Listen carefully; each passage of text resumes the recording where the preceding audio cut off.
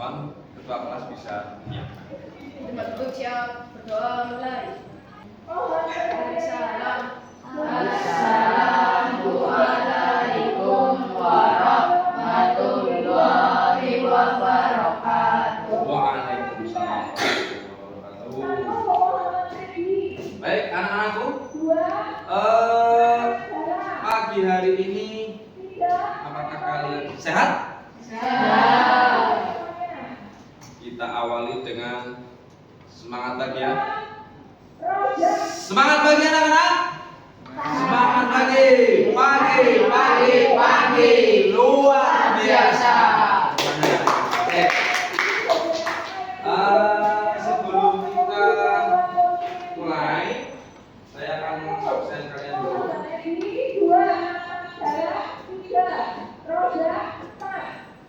Oke. Saya absen dulu. Adelia Izzatul, Azam Maulana Ishak. Oke. Alhamdulillah semuanya hadir, semuanya sehat ya. Baiklah. Untuk pertemuan pada pagi hari ini, Pak Febri akan menyampaikan beberapa materi. Ya. Materi yang akan Pak Febri sampaikan yaitu terkait dengan zat dan perubahannya. Zat dan perubahannya. Sekarang Pak Febri nanya, pernah dengar kata zat nggak?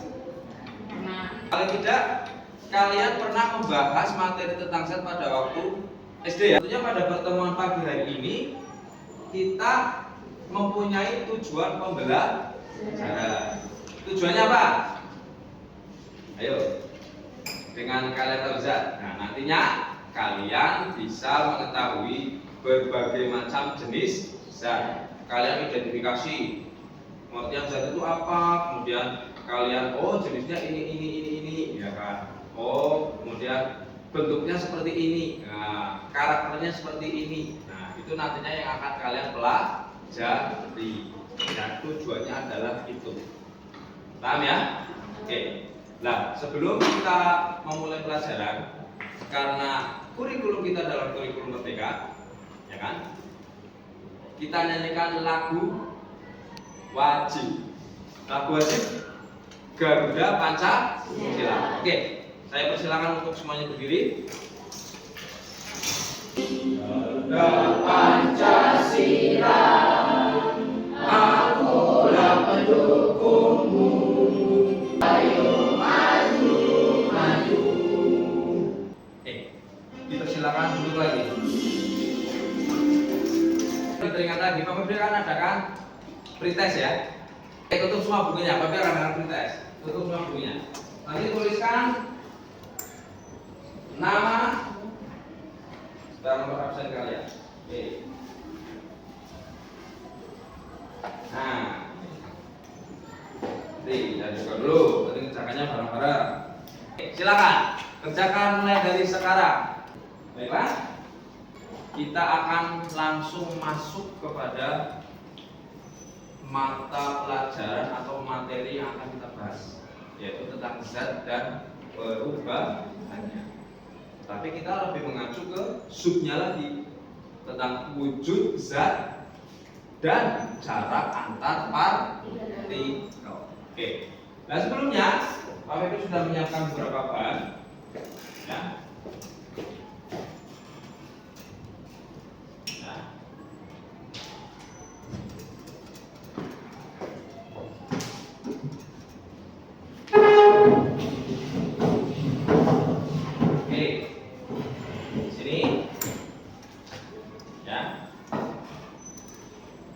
Di sini ada sebuah benda. Benda apa ini? Benda apa?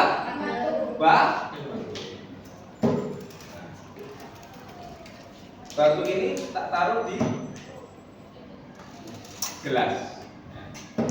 Sekarang tak pindah. Satu batu ini tak pindah ke gelas satu.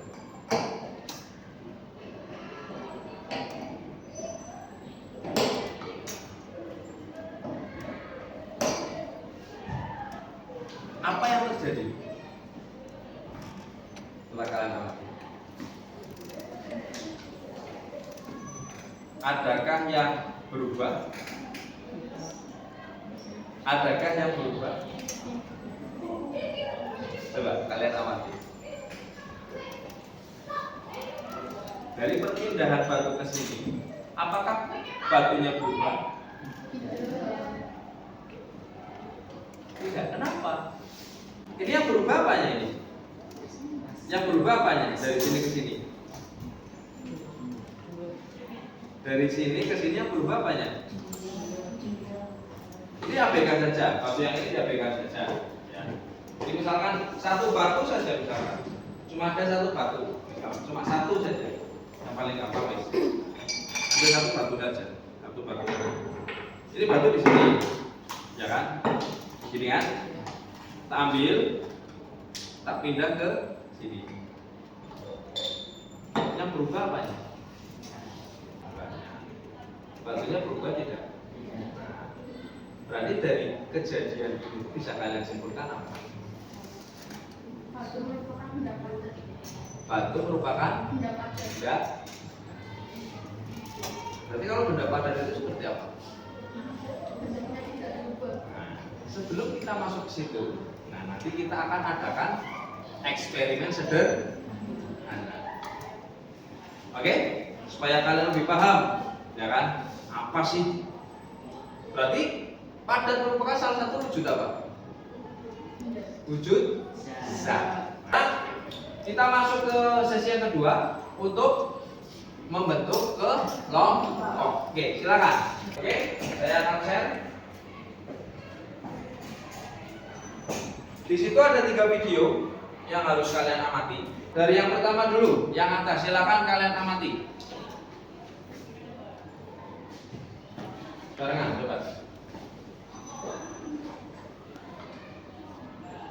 Di situ ada suatu permasalahan yang harus kalian amati. Siapa lagi?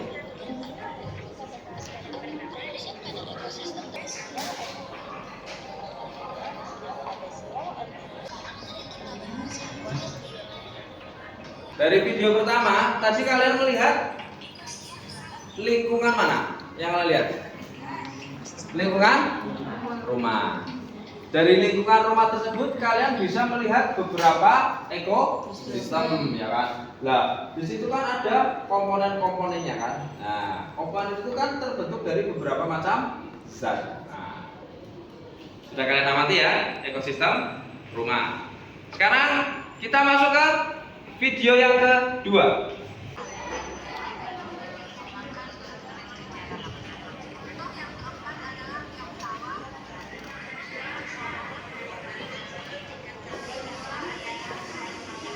Yang kedua lingkungan sawah, ya kan? Kalian amati ya. Oke, sudah video yang kedua. Sekarang yang ketiga.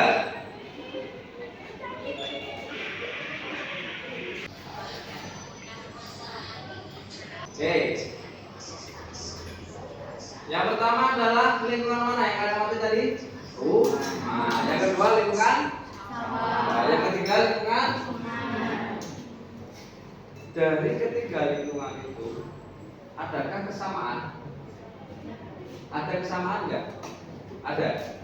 Apa kesamaannya apa saja? Komponen penyusunan. Berarti ada komponen abiotik. Nah, itu yang nanti kalian amati ya. Komponen abiotik itu kan berarti nanti terdiri dari berbagai macam jenis zat. Coba kalian kelompokkan di lingkungan rumah, zat yang ada apa saja di situ. Lingkungan sawah, zat yang ada apa saja jenisnya. Kemudian lingkungan sungai apa saja. Silakan kalian kelompokkan. Kalau sudah, kita akan masuk ke pada kegiatan inti yang ketiga. Nah, kegiatan inti yang ketiga ini nanti kita akan mengadakan praktikum sederhana. Di sini sudah saya siapkan ya, beberapa alat dan bahan nanti ya untuk kalian praktek. Pak Febri akan membagikan lembar kerja. Ya. Lembar kerja ini nantinya harus kalian kerjakan, ya kan? Sesuai dengan alat dan bahan, ya kan? Per kelompok kita kerjakan dulu dari lembar kerja yang pertama, ya kan? Kemudian lembar kerja yang kedua dan lembar kerja yang ketiga. Kita sepakati per lembar kerja tak kasih waktu sekitar 15 menit. Ya, silakan kalian diskusi, kalian amati, kalian ikuti semua prosedurnya. Di sini ada semua. Kalian baca, kemudian kalian diskusikan, kemudian kalian isi jawabannya di sini. Ditulis nama kelompoknya, kelompok berapa, kemudian anggotanya siapa saja. Ya, oke? Oke. Untuk yang balok kayu kasih batu itu ya. Oke, bisa diambil. Untuk yang pertama dulu.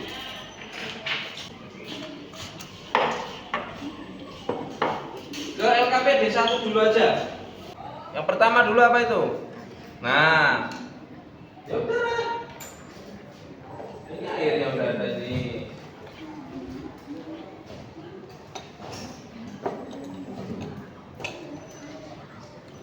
Sedikit aja, nggak usah banyak-banyak, sedikit aja. Cuma apakah ada perubahan atau tidak?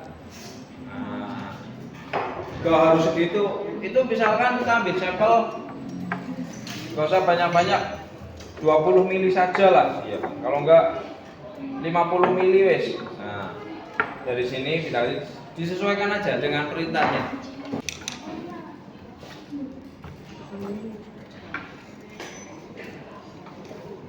Milih dan bandingkan saja.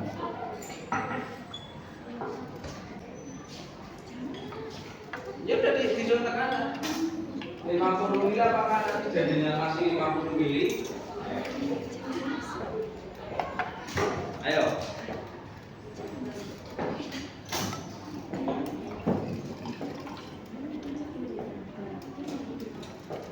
Ya, dilihat bareng-bareng. Dibaca ini ya, tuangkan air. Ya kan? Jumlah itu tadi berapa doang di sini? 50 apa enggak? Nah, dilihat. Ada indikatornya, ukurannya. Satu-satu aja, enggak dua-dua. Iya. Taruh ya kan.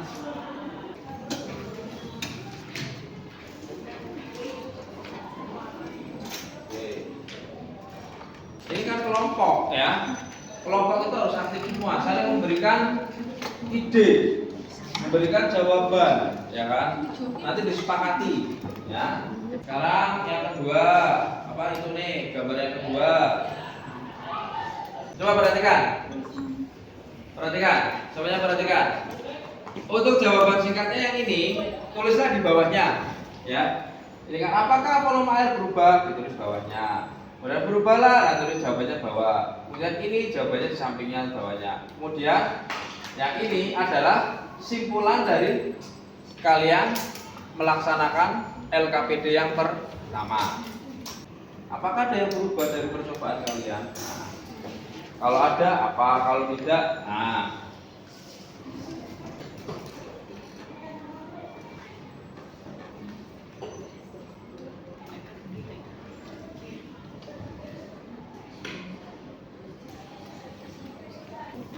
Terus yang kalian tiupkan itu apa? Nah, satu aja yang tiup. Berarti kan ke LKPD 1 yang ketiga. Baca pertanyaannya apa? Kemudian nanti kesimpulannya di lembar kedua. Dan bukan LKPD yang kedua. Masuk LKPD yang kedua.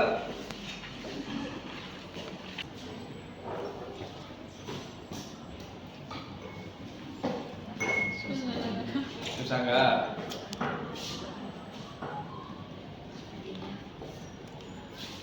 Nah, kan? Nah, itu langsung isikan. Capek sendiri. Ayo, dari yang pertama. Oh, siapanya bertesis. Dilakukan dulu, dibaca dulu. Apakah konsentrasi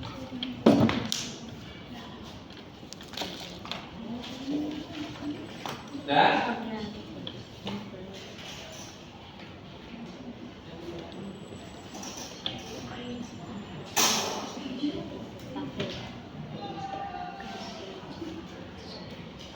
apa yang kalian tangkap, apa yang bisa kalian cerna setelah kalian melakukan uji kompleksitas. Ukurannya apa? Dari ketiga jenis zat tadi. Yang pertama udara dulu, ditekan kayak apa? Kemudian yang kedua air, yang ketiga pasir. Oke, sudah? Yuk silakan kumpulkan.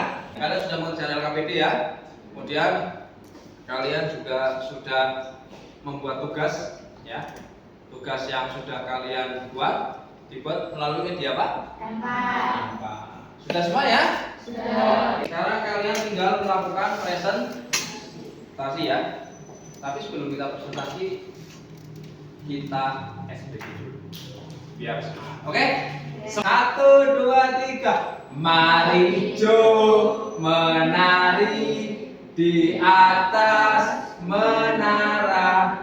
Marina menari di atas menara. Mari Jo Marina di atas menara. Merana menari. Mari Jo Marina. Sekarang tinggal tugas kalian mempresentasikan. Oke? Sekarang kita masuk ke kelompok 1. Ya. Silakan kelompok 1 mempersiapkan diri maju depan. Kami dari kelompok 1 akan mempresentasikan hasil LKPD kemarin melalui media Canva. Perkenalkan, nama saya Tevan. Perkenalkan, nama saya Azam. Perkenalkan, nama saya Ais.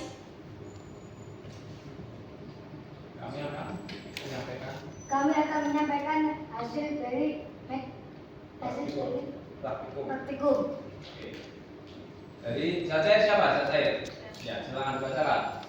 Zat cair adalah zat atau benda yang memiliki volume tetap tetapi berubah bentuk tergantung tempat atau wadahnya.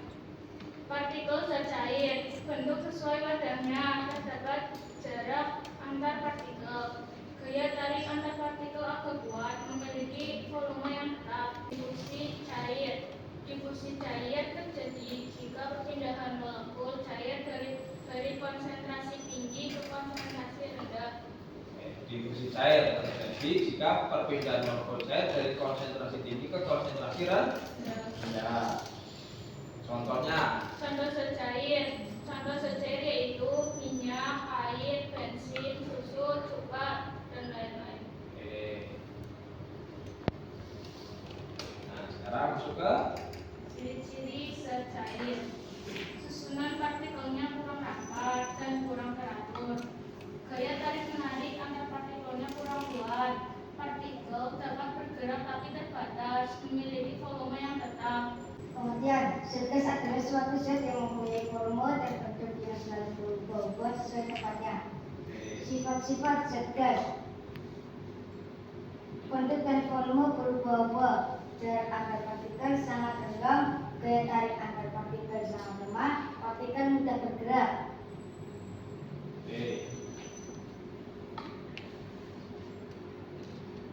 Partikel zat gas bergerak acak dan renggang. Partikel-partikel ini berkaitan, namun sangat lemah, sehingga dapat menyebar dengan bebas. Contoh zat gas: oksigen, nitrogen, asap, uap air, karbon dioksida, karbon monoksida, helium. Zat badan adalah suatu zat atau benda yang memiliki bentuk dan volume yang tetap. Zat atau benda yang memiliki Bentuk dan volume yang tetap. Nah, ingat-ingat. Ya. Ciri-ciri zat badan. 1. Bentuk dan volume tetap. 2. Jarak antar partikel ralat dan teratur. 3. Gerakan partikel sangat terbatas, hanya bisa bergetar. 4. Gaya tarik antar partikel sangat kuat. Sampai sini bisa dipahami? Ini nanti kalian membuat pertanyaan loh ya. Dari yang teman kalian presentasikan. Oke. Partikel zat padat. Zat padat tersusun atas partikel-partikel yang teratur, serta mempunyai jarak antar partikel yang sangat dekat dan rapat. Kondisi tersebut menjadikan ikatan dan gaya tarik-menarik antar partikel zat padat sangat kuat. Oke.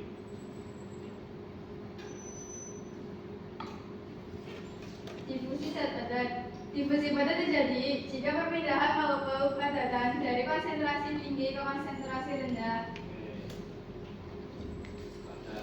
Contoh zat padat: batu, kayu, plastik, buku, keramik, kertas, paku, daun, kaca, besi, pensil, pulpen, dan lain-lain. Meleleh atau merebut. Proses ini membutuhkan panas. Meleleh merupakan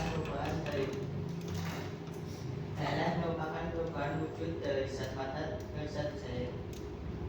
Panas menyebabkan partikel-partikel dalam zat padat bergerak lebih cepat sehingga membentuk sedikit ruang antar partikel. Ikatan antar partikel lama-kelamaan akan berkurang kekuatannya sehingga terbentuk zat cair. Kalau salah satu contohnya yaitu es batu yang mencair. B. Membeku. Proses ini melepas panas. Membeku merupakan perubahan wujud dari zat cair ke zat padat. Jika zat cair disimpan dalam suhu yang sangat dingin, maka zat padat tersebut akan membeku dan berubah wujud menjadi zat padat. Partikel zat cair akan bergerak lebih lambat dan saling mendekat ketika zat cair kehilangan energi panas. Karena ikatan partikelnya jadi lebih kuat, maka partikel tidak dapat bergerak. Contohnya yaitu air yang membeku menjadi es batu. Menyublim. Menyublim memerlukan panas. Menyublim merupakan perubahan wujud dari zat padat ke zat gas. Menyublim merupakan perubahan dari zat padat yang dipanaskan sampai menjadi zat gas tanpa melalui tahapan menjadi zat cair. Contoh, kapur barus di lemari. Mengkristal. Mengkristal melepas hangat.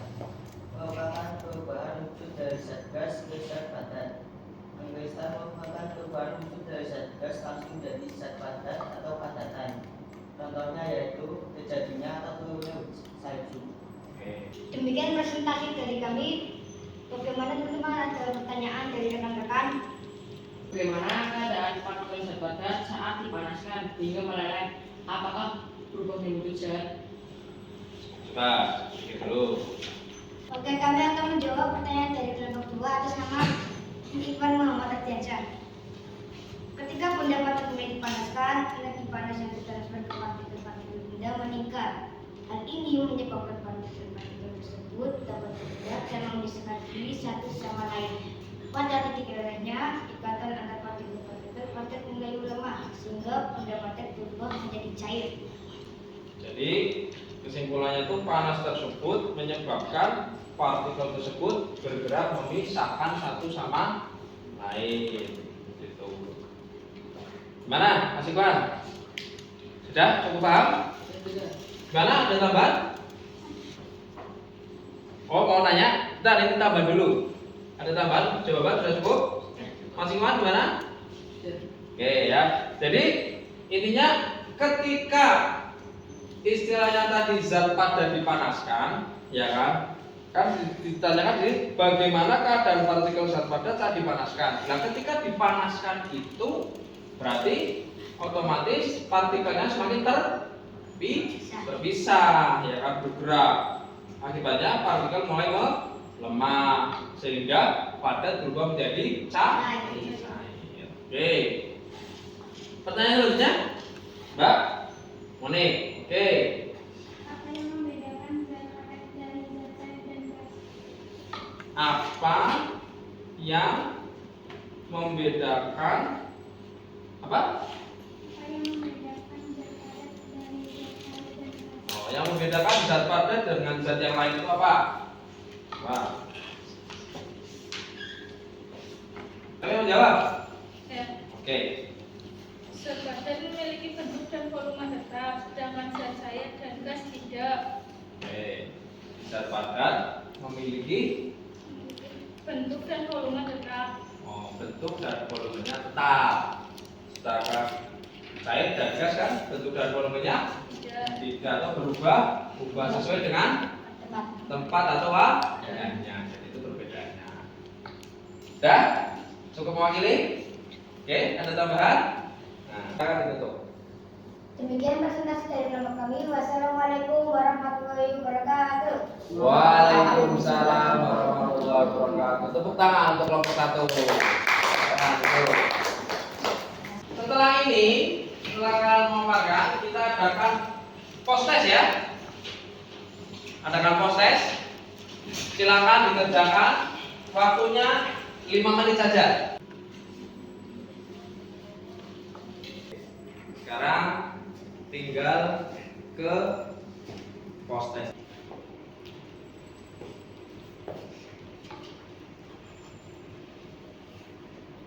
Kalian sudah mempresentasikan, kemudian tadi kita sudah menarik kesimpulan, ya, memecahkan masalah, ya kan, dari pertanyaan-pertanyaan dari rekan-rekan kalian semua juga ya, sudah dikasih penjelasan ya.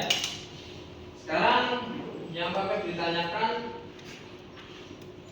setelah kalian presentasi, apa sih yang kalian dapat? Menjadi lebih apa? Lebih pintar, lebih tahu. Apa yang kalian ketahui sekarang? Jadi lebih tahu tentang apa? Wujud. Nah, oke, sekarang tak kasih sedikit penguatan materi ya. Zat atau materi itu apa? Simpel aja. Nah, memiliki volume dan menempati ruang. Sesuatu yang menempati ruang dan memiliki massa, memiliki berat, ya kan? Balon nggak ada isinya, ditiup berarti yang ditiupkan apa? Gas menempati ruangan dalam balon. Air taruh di wadah di gelas, ya kan? Berarti tempatnya gelasnya itu terisi oleh air. Menempati kan? Sekarang partikel. Nah, kita dulu partikel itu apa sih? Jarak antar partikel berjauhan, jarak antar partikel rapat. Nah, partikel itu berarti apa sebenarnya? Apa? Kan digambarkan deket, renggang, berjauhan. Berarti partikel itu bagian terkecil yang ada di dalam materi atau zat yang paling kecil, namanya partikel. Tapi presentasi yang bagus, saya kasih applause untuk kelompok 1. Demikian pertemuan pada kali ini ya. Pada pertemuan kali ini kita sudah mempresentasikan tentang apa itu wujud zat dan perubahannya ya. Tentunya ada banyak kekurangan juga. Nanti yang banyak kekurangan nanti bisa untuk bahan acuan kalian supaya belajar lebih baik lagi. Paham ya semuanya ya? Oke ya. Intinya jangan pernah patah semangat atau putus asa. Ya, tetap kalau nggak bisa jangan malah pro. Nggak bisa tuh harus bisa bersemangat lagi supaya lebih bisa, supaya lebih pintar. Jangan kami doa ya. Marilah kita berdoa baca surat Al-Insyirah ya. Rahim alam nasrah laka sadrak. Terima kasih semuanya, semoga semuanya bermanfaat. Kita mendapatkan ilmu yang berlipat dan bermanfaat bagi kita semua. Kurang lebihnya mohon maaf, barangkali banyak kekurangan dan kesalahan. Billahi taufiq wal hidayah. Assalamualaikum warahmatullahi wabarakatuh.